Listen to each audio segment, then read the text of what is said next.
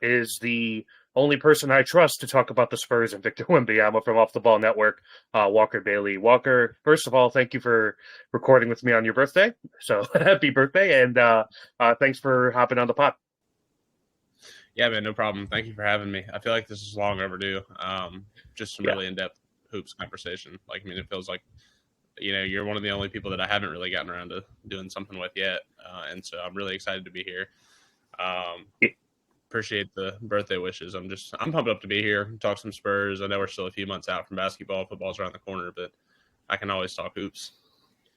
Yeah. It's probably going to be one of my last NBA-centric episodes for a minute as we gear up into college football and NFL. But the Olympics just wrapped up, and I really wanted to talk about Victor Wembanyama because a lot of people, especially us both living in the U.S., the focus was on Team USA, Steph, LeBron, KD, and all that. But I found myself a lot more fascinated by the future of French basketball, and that all, begins and ends with Victor.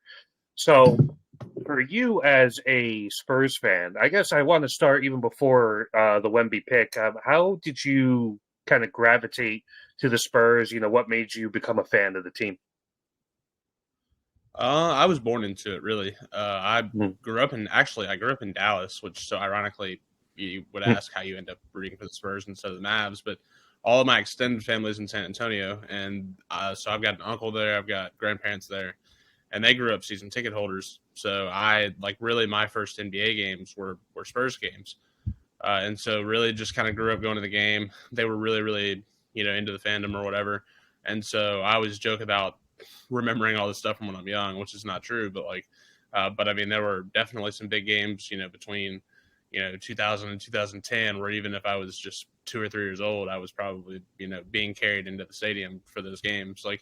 And so that's kind of how mine started, and it's been my thing ever since. And even though they've kind of either aged out or just kind of as things have, turned down and they've kind of been out of that big three era, my fandom has been pretty consistent. So I may miss a bunch of games just because I have so much going on night to night, but I still keep up with everything. I'm still super, tied in and super locked in with everything they do. So I'm excited about it. Yeah, I mean, you were kind of born into a great time to get into the Spurs, I feel like, right? That late David Robinson, Tim Duncan era. Yeah, right. Your best thing as a fan, but now, you guys have been kind of experienced the past few seasons, like you said, the fading of the dynasty, as Tim, Manu, and Tony all, retired, and obviously still got Popovich there, and you had the DeRozan, Aldridge era, and then, you bottom out and you get into the lottery and you end up, getting a literal lottery ticket again with Victor Wembanyama. So you mentioned before we start recording that you had a story about remembering where you were on lottery night. If you, I'd love to hear that.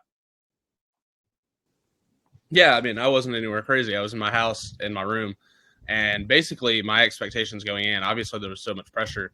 I was pretty much, I had accepted defeat. That's kind of where I was, and then with the way they do the lottery on ESPN now, they go through. They get to the point where they go to commercial. So you're at the top 4 and you're still in it. And so pretty much I get out of the chair and kind of just start pacing the room because at this point you're no longer defeated. Yeah, there's 4 teams left. And at that rate, it was Houston, San Antonio, Charlotte, and I think Portland. And so you're basically saying, looking at it okay, there's only one other team with 14% odds in here. We're the odds-on favorites to win this thing. That's the most likely outcome. And so obviously they pull 4 and Houston gets pulled, which is funny. There's a crazy video clip of a bunch of Rockets fans who had basically an online watch party, and there's a clip of them getting pulled at 4 and it works its way down where the video is about 40 seconds long and it's live until the Spurs get pulled at 1, and it is the funniest thing you've ever seen. And they pulled 3, and then at that point, and I'm not a believer in conspiracy theories, but when it got to 2 and it was Charlotte and San Antonio, I was like, yeah, we won the lottery. Awesome. They're not sending him to Charlotte. Are you kidding me? Right. And so then won the lottery, obviously. And I bet you I made 20 phone calls in the next 10 minutes. Like literally just running around the house, just because I mean, you just knew what it meant. Like, and I think for a lot of casual fans, people were like, like, yeah, like another great prospect, maybe another Zion, another Anthony Edwards. But like someone who basically had watched a lot of those fringe playoff games in anticipation, it was very, very clear early on that this was something entirely different. Yeah, you mentioned when it came down to San Antonio and Charlotte, that you kind of had a feeling that it was going to San Antonio, and that kind of leads me into my next question here, which is, how lucky do you feel the NBA is now? Because it really matters where you go. If he had ended up in Detroit, or if he had ended up in, I'd even say Portland, or he had ended up in Charlotte, it doesn't have the same gravitas as going to a team that has had so much recent success as San Antonio. So do you think, just like from a NBA league perspective, they're kind of like, all right, not encouraging any conspiracy theories, but they're kind of like, hey, we're kind of glad he ended up here because there's a story there. You had the greatness of Tim Duncan, and then now you have the next chapter of that. And San Antonio also has had a history of drafting and developing foreign-born players as well. So, like, culturally, there's a fit there. So do you think that the NBA is kind of just overall glad he ended up where he ended up? Yeah, and I think that the added layer, and I know it's well known now, but it wasn't known going in, but this is what Wemby wanted. Like, this is where Yeah. he wanted to be. And so I thought, anytime a player wins out and is lucky like that and ends up where he wants to be, the organization really wants him. It's a perfect marriage just because of the history of the franchise in terms of who's played for them, how they've been developed, all that kind of stuff. He grew up a huge Boris Diaw fan. Like everybody talks about Tony Parker, but he was a Boris Diaw fan. And really, I know Boris played for a lot of franchises. Boris is remembered a lot for his playoff production down the stretch of those those early 2010s teams that made playoff runs. And then obviously in 2014, he had some of the crazy passes in the finals against the Heat where the Spurs ended up winning in 5 at the time by record margin in terms of a overall series margin of victory. Um, so, and then you factor in Tony as well, who I believe Tony and Boris also had some level of ownership stake in the French club that Victor was playing for. And so you just factored in all of that stuff. The photo leaked out of, Victor growing up in the Tony Parker jersey and all that different stuff. It just worked out for everybody. And so, yeah, I think the league's happy. Obviously, the fans are happy. I believe Victor's really happy. That's why I think, too, we talk about a lot of times these young stars, requesting trades and wanting out. And so it's just very instinctual with a small market team to think like, oh, well, they better go get him someone right now, because if they don't, we're 2 years away from him. I want to go to the Knicks, I want to go to the Lakers, whatever East Coast West Coast team is, has assets. And I just think this is closer to Giannis, where this is entirely different. I think this is where he wanted to be. This is who he wanted to develop with. He wanted to play for Pop. And so I think we've got a few years here. I think that's why you don't see the Spurs in a rush either. Like, I think he's very much in the loop. He understands what they're trying to build. He's co-signed on it, and he understands what the timeline is. And as much as he talks about, I want to win right away, and that's true, wanting to win and being ready to win are two very different things. And I think he knows that when the Spurs do eventually make the move, that it's going to be one that launches them into contention for a really, really long period of time. They want to use this 2025 draft class to pick another really, really good prospect, where even if you're picking 10th, the 10th best player in this next draft class may have gone 2 or 3 last year. And if God forbid you pick higher, because they own, their own pick, they own the Hawks pick unprotected. If Trae Young for some reason got hurt again or things just didn't go well, the Hawks pick theoretically could be lucrative. So, and then you have 2 other back end firsts where you have these assets where even if you're picking 10th, you can move up. You just have all this flexibility. And I think that he knows, well, if I wait one more year, we can theoretically pick another really, really good prospect, and we have all these assets to go get a superstar on top of that, where now I have myself, we have another really, really talented young prospect. Stephon Castle just got drafted and had a really great summer. And, and we're going to move all these chips, where now you have this core of 4 or 5 people that's stable, young, and able to compete for a long period of time where you never have to break him up, a la Denver Nuggets, a la Boston Celtics, a la Oklahoma City Thunder. Um, so I do think that he signed off on that and understands. I do think that if it was someone other than Victor, Chris Paul and Harrison Barnes are never on the roster. I Right. don't think that happens without Victor. So I do think they're doing what they can to maximize his second year without pushing all the chips in for Lauri Markkanen and it not being enough. Yeah, when you think about one, the international element, and two, the Spurs itself, it just makes so much sense for him to be there long term. There is a dual kind of legacy aspect with the Spurs because one, they have a history now of elite big men. Go back to David Robinson and obviously Tim Duncan. Even LaMarcus Aldridge was very effective for them when he was there. And then you also have the international element, Diaw and Parker, kind of his countrymen who had excelled in that for that team, for that coach in that market. And then you add the fact that international players don't often request trades. If they are traded, it's just because, the team decides to move on for them, like Rudy Gobert, for instance.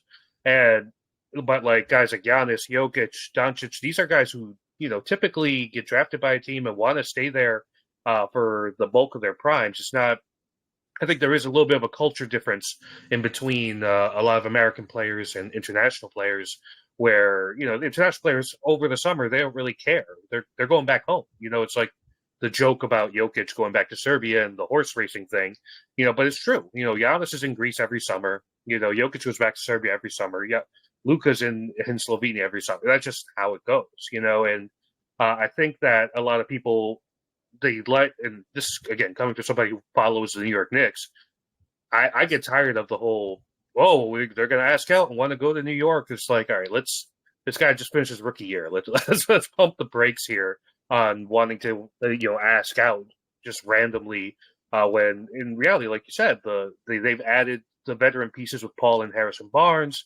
They got guys, like Castle, like Devin Vassell, who I like a lot, who are going to be contributors on this team. And they're a young team, but I think they're an ascending team in the West. But I do want to focus here on Victor himself here outside of the Spurs. So obviously when you saw the clips of him and you're watching the Metropolitans 92 games when he was coming out, you see just like, a lot of people joke that this is kind of like what you would do if you were in 2K making a my player. A guy who's like 7'4", 7'5", who could handle like a guard and, has shooting ability and is an elite rim protector at the rim. So what do you find in his game after watching his rookie year? What is so unique about him, obviously, besides the size and all that? What do you find in his game that just really just jumps off the screen to you? Everybody talks about the shot, but to me, it's the IQ and the handle. Both of those things are just at 7'4", are just nutty. And so his IQ makes him just so advanced as a passer, which, with Mets 92, you really didn't get to see because the only way they were going to win games was, if he was able to score the ball in bunches. And now that he's in the NBA, with the floor size difference, the defensive rule changes, he really has an opportunity to showcase a lot of that stuff more. And then the handle, the ability for someone at 7'4" to bring the ball up the floor and, get into his bag like in the half court and just go to work is something that we haven't seen really ever. So I think that those two things really stood out to me the most. Because everybody will talk about the rim protection, which is crazy, and, the ability to shoot the three ball. But I really do think the ability to be like a lead creator at 7'4", like off the bounce, is insane. And I also think and this wasn't the question, but I do think that also even though he was already pretty good at those things, I think there's a decent chance that that's his most improved attribute. In the end, this going into his second year, is that IQ and that handle and ability to create for other people. Yeah, and I kind of look at it too as a sense of he is almost like a mutation of what we kind of look for in modern players. Because if you look at over the past 5 years, the prototype has been 6'9", 6'10", 6'11", close to 7 feet wing, ball capability, ball handling capability, creation capability, shot creation, all that. And he has that with even more height, which is, it's just insane to think about, that he has this capability. Like if you think back in previous eras, somebody his size, like, all right, bulk up, get into the post, and and that's that. And now, he has in this new NBA where the length and spacing and shot creation is so important. He has a capability here to really kind of elevate, and it's just you look at the matchup and the skill set. Like, how do you guard this guy? Right? It becomes a conundrum, and you really can't. And I think to your IQ point, the thing that really is interesting about him is that he is able to. He just has that desire that I think that a lot of people underrate a little bit. He mentioned he wants to win right away. Like a lot of guys come to the league, they're like, all right, I'm gonna establish myself as a superstar. I'm gonna do all this stuff, and he's like, no, I'm trying to win titles. I'm trying to, compete at the highest level, and that's just something some players just don't have. And he has it in spades, and he has had it since day one.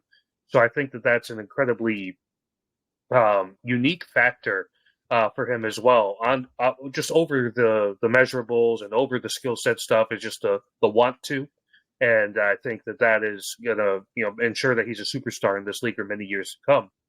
Uh, we started off talking about the Olympics, and I found myself, even though Team USA took all the headlines, I found myself really locked into these France games because I really wanted to see what he would do on the FIBA stage, and he didn't disappoint. I don't think he had some bad shooting games, but his presence was just so felt in every game that they played. So while you're watching the Olympics, did anything you saw from Wemby kind of stick out to you? Something that we might be able to look forward to in his second year in San Antonio? Yeah, I think it goes back to what I said earlier. Like, he spent a lot of this summer with Jamal Crawford, and like it was evident he had been in the weight room, and he looked bulkier to me than he did in his rookie year. And then B, it was very evident that he had worked on the ability to just go get a bucket, just in isolation, be able to create for yourself and go get a bucket. And everybody's seeing the viral clip now, but to me, that's what I was thinking a little bit. He hit Embiid in the final with the in and out hezzy with the left hand, that was straight out of Crawford's bag, and then got the two-handed dunk while a couple of future first ballot Hall of Famers kind of stood there and just watched him go by. I do think that a lot of that stuff, obviously the defense still plays. And then obviously with young players, because you never know how they're built for it now, you wanted to see him step up and play his best in the biggest games. And I thought he did. And I thought his best game really of the entire tournament was his gold medal game against the U.S. And to me, I mean, knowing what we know about the U.S., which is just that team was probably the best that the U.S. had sent since 92. And now where you fall in that debate, I don't know. It doesn't really matter for this discussion. But either way, really talented group, and a French group who had Victor and Bilal Koulibaly, who will be a good NBA player, and then Rudy Gobert, who got benched by the national team because offensively he's just not effective, and nobody else really. I mean, Gershon Yabusele, who just signed with the Sixers, but other than that, there's not a lot there, and so the deck is obviously stacked against you, and for you to rise up and step up and find a way to go and compete, and not only compete, but I mean really play that game down to the buzzer, outside of a just maniacal shooting effort from Steph Curry. You were right there at the end of the game with a chance to win it. And to me, that goes to A, they were really well coached, and B, a lot of that credit goes to Victor, because between the defensive end, the shots created by his gravity, all that stuff, without Victor and just say Joel Embiid, that doesn't happen. They get put out a couple rounds earlier against Canada. I'm gonna have to note that you overlooked French basketball legend Nick Batum in that in that analysis there, Walker. No, I'm just playing, but I to your Olympic point about the dream team and everything. Maybe I'm a little bit of a jaded as an American sports fan, but the U.S. men's basketball team doesn't really excite me ever, because they're expected to win. They've won almost every single time they've played, and it's considered a massive disappointment if they win a bronze medal. So But I find myself really interested by the future of the French national team because you obviously have Victor. He's your anchor now for the next 3+ Olympics, right? And you also Koulibaly is going to come. Obviously, you had a bunch of guys who got drafted this year: Risachet and Sarr, Dadier, who also got drafted in the first round. These are guys who, if they turn into good NBA players, that's a solid foundation. You have another guy who's coming in this year's draft. I think his last name is Traore, who's going to be really good. And so the future of French basketball is only going up and getting better. And I do find that they're going to be a force to be reckoned with in the next Olympics. And it all begins and starts with Wemby because he is such a focal point for any defense that it's going to make all these guys around him better. And the Gobert benching was just really proof positive. I think that all right, this is Wemby's team now. This is his program now. It might have been Rudy and Batum and these guys before, but the future is now. And we saw that in the Olympics. I think we're going to continue to see that in the NBA as well, which leads me to just kind of projecting forward for what he's going to be here. And, he probably could. You could make a very strong argument that he should have been Defensive Player of the Year this year over Gobert. And just the numbers were there, over Rudy. I think a lot of times with DPOI, we tend to look at what team had the best defense and who's their best defender. Okay, let's give it to that guy. Whatever your fault. A lot of his numbers on defense came so late in the year, and so by then the Spurs were so bad that I think you almost just watched the games for what he was doing from a getting bucket standpoint, just to see the highlights. But if you kind of were really locked in, which God help me, I was. His Defensive Player of the Year case basically was January and on, and. I mean, it was there. I understand he's a rookie. They were a really bad team. What does it look like if you give Defensive Player of the Year to a team that went 22-60 or whatever it was? But I mean, he was the best individual defender in the NBA. So, as much as that, and I get it. He's probably going to win the next 5 or 6 of them, so it's fine. But he really should have won it last year. It's a better story, though, if you give it to him as a rookie, right? That just is a indication of the dominance. But kind of thinking about the future of the NBA, obviously LeBron is on his way out, Steph getting older, KD getting older. All these guys that we've been watching here for the past decade are, in the fading moments of their primes and their careers. And I find that there's a nature to always want to elevate an American-born player. Where a lot of times, a lot of people have a hard time saying that a European player or international-born player is the quote-unquote face of the NBA. And I truly believe that Wemby has a chance to do that in a way that, for as great as Jokic and Luka are, you still don't look at them, I think, as, the quote-unquote faces of the NBA. But I think just the skill set, the way that we watch basketball now, Wemby feels tailor-made for that. I mean, do you think that we're looking at a reality within the next 5 years where we say, when we think NBA, we think Victor Wembanyama? Yeah, I mean, I think he just has a chance to be a generational face of the league, best player in the league for, a long period of time. I do think that, with guys that are evolving like Anthony Edwards, I do think with guys like Cooper Flagg, who's in this next class, I do think that you'll probably see Americans really gravitate towards those types of players just because they are American-born and they're going to want to elevate those guys and make them, the face of the league. It's the American League. It's been an American game. It's been American-dominated for the longest point in time. And I do think we're witnessing not a changing of the guard, but a generational change where the league's going to be a lot more diverse. It's not just going to be, American players anymore.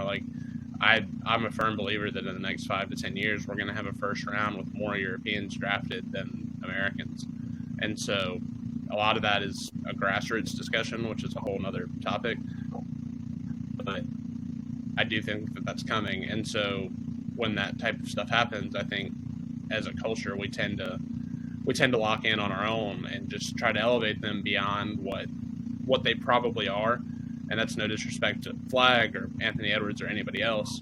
That's just, they're really, really solid top 10 theoretical players. And Flagg really not even yet. I mean, he hasn't even played a game at Duke. So but Edwards and a top 10, top 15 type player.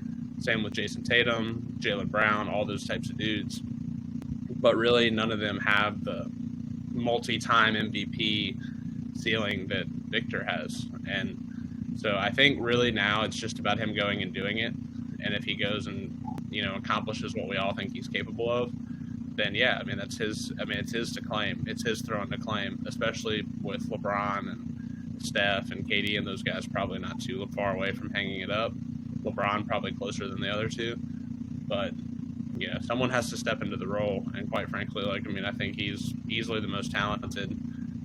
Hasn't even hit. He's still probably 3 or 4 years from his true prime, which is terrifying.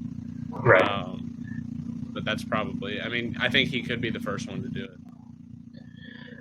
I've talked about this before. I think I've written about it. Is kind of like the social media aspect of watching sports now, where everything kind of gets distilled into these 1-minute TikTok clips. And, that's the case for, podcasts like this, or even just the way people watch games. And Victor is a viral highlight waiting to happen at all times because of his size and because of what he can do with the skill set that we already talked about. And I think that kind of gives him a leg up on being able to really just kind of capture the imagination of people. And I think that's going to lead to him, getting that recognition. And again, a lot of people talk about small market this, small market that. It's kind of irrelevant these days because with the internet, it doesn't matter where you are. Like Russell Westbrook became an iconic NBA player playing in Oklahoma City, one of the smallest markets in the United States. So, that is kind of, I think, the past. You don't need to be in Miami, New York, Chicago, or LA, to really establish yourself that way. And you look at those teams, really, they haven't really been able to have a quote unquote face of the league in a long time. So it's kind of something that I think he is capable of doing. I think, obviously with any player, health permitting, as he is not even in his prime yet, like you mentioned.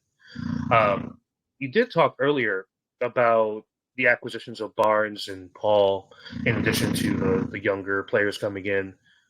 Moving forward, you also said that the Spurs might be able to push their chips in the middle here to make an acquisition. Who is that player, do you think, that fits with Wemby and that's going to be able to take them to the next player? Or at least, what is the archetype of that player? Yeah, I was about to say, it's hard to give you a name because you just never know who's going to be disgruntled, but I can definitely give you an archetype. Yeah. I think it's a lead guard that can play next to, Vassell, or next to Vassell and Castle, where it's another, and that's why the Trae Young thing was so popular, even though I think just for the timing of it, it just didn't make a ton of sense. Like, you really didn't want to give up your chips in the 25 draft to acquire Trae Young, who has noted flaws. So I do think in the archetype, of maybe like a LaMelo Ball, something to that extent, something where you could get, someone who's uber creative. It takes pressure off Victor to create other shots. It allows you to, have more flexibility, and it is like a true all-star, all NBA caliber player where, then you have this duo next to Vassell, who is absolutely a championship level third option. Stephon Castle, who could be in the mold of Drew Holiday at his ceiling. If not, he's at the very least going to give you a very, very stable perimeter defender, if nothing else on offense comes forward.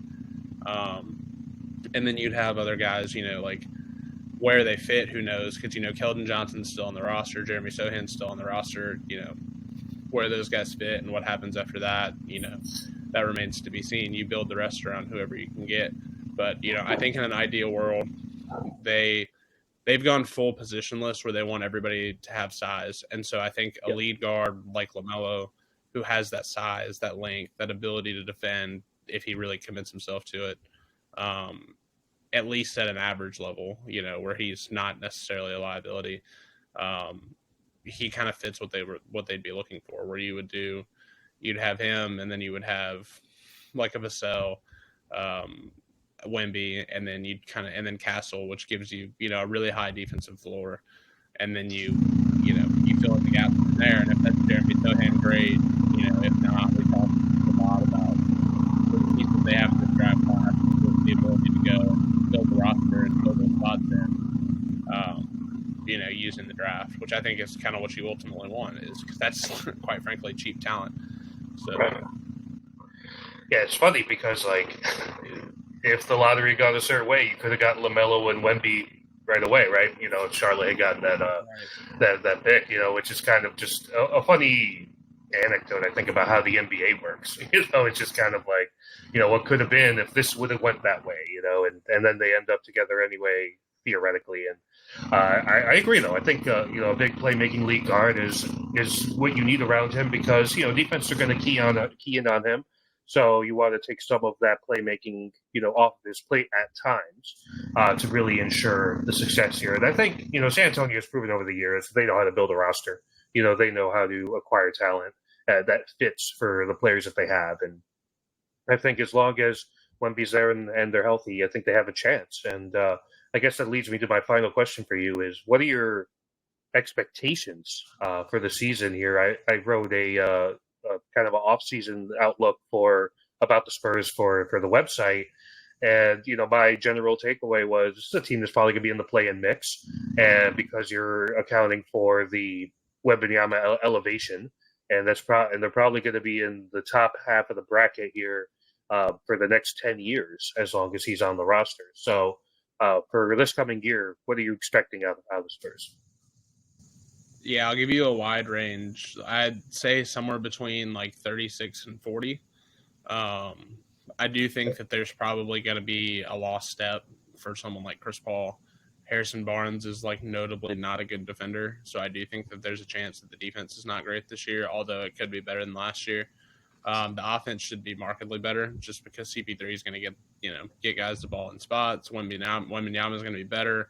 Barnes is going to space the floor more than like a Keldon Johnson or even to whatever extent a Jeremy Sohan would. Which Sohan likely still in the starting five. Just you add spacers around him, which is going to help them be better on that end of the floor, especially in the half court. They really should be able to, be pretty solid on the defensive end, especially if, in lineups where Steph Castle and Sohan and Wemby are on the floor all at the same time. Then you really should be able to be pretty solid defensively. So I do think they're better. I think it's a 36-40 team. I do think there's a world where they really put it all together, a la Chris Paul, Oklahoma City, where, they kind of get into that very back end and, maybe find a way to sneak in a playoff series and probably get their brains beat in the first round. But I do think that that's kind of your ceiling. And then I think that your floor is still really high because Victor. So I don't think that they can be lower than 33, 34 wins. I do think, though, the likely outcome is somewhere between 36 and 40. Yeah, I agree with that. And, they're kind of one of the teams that are part of this kind of next wave of Western Conference teams that are going to be getting a lot better, a lot quicker. Them, New Orleans, Houston, Memphis with Ja coming back, are going to be a lot better than they were last year. So it's an exciting time in the West. Obviously, good teams are going to get left out of the playoffs as a result. I feel like they're going to be a force here. And it all has to do with Victor and how he develops, which, it seems like sky's the limit right now, man. And, you love to see that just as a general fan of the game. You want to see great players do well. And, I think we're seeing that here. We're in the middle of his ascendancy. I can't wait to see how he does next year. And he's like one of those guys that you buy League Pass for. It's just like if you're out of the market like I am, you buy League Pass to see guys like that. On a night in, night out basis that might not be on ESPN or whatever, every week. So Walker, man, I appreciate the time. Like you said, long overdue. We'd love to have you back as time goes on here. But I don't know if you got anything to plug for everybody to check you out and follow you and all that good stuff. Yeah, so it's at Walker Bailey 818 on Twitter. And then just check out everything at offtheballnetwork.com. Oh, and I just kind of fired back up last weekend. We'll have you covered from the college football front all year long. And, just check out the rest of the thing. I'm always popping up on stuff. I've probably been on the Competitive Edge podcast and now, I'm averaging maybe twice a month at this rate.